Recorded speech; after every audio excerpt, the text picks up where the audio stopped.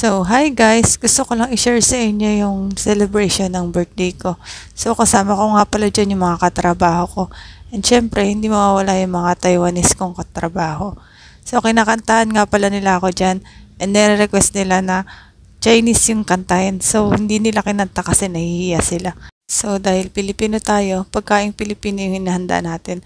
And syempre, wala silang magagawa kundi kumain. And gusto din naman nila itry yun kasi gusto nga nilang kumain ng pang Pinoy na pagkain. Hindi nga lang nila alam kung saan bibili.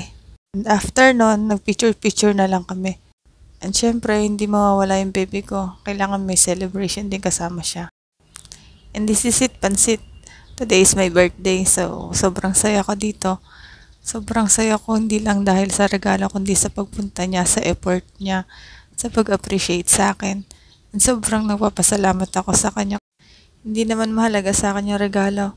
Mahalaga sa akin yung pagsama mo sa akin sa mismong araw ng birthday ko. And syempre, sobrang saya ko niyan dahil binigyan niya ako ng flowers. Hindi lang basta flowers, kundi favorite flower ko pa. And syempre, kakain nga kami sa labas. So, kakain kami sa Anli Shabu. So, ang bayad nga namin dito is 899 per person. So, Anli na lahat, kaya ikaw na lang mananawa. And syempre, magpapakabusog tayo for today's video. Ay, nakalimutan ko nga pala, kasama nga pala namin yung isang kong trabaho. Syempre, for the kwento muna mga person. Ang galing nga pala nitong kinainan namin dahil nalaman nila na birthday ko, binigyan nila akong cake at saka gold coin. Syempre, lucky charm yun, kaya ito yung charm ko. Napakalaki ko kasi nandiyan sa buhay ko. Syempre, thank you baby sa gift, flower, lahat-lahat.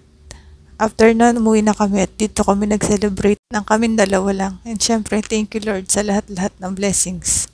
Yun lang. Bye-bye. Thank you for watching.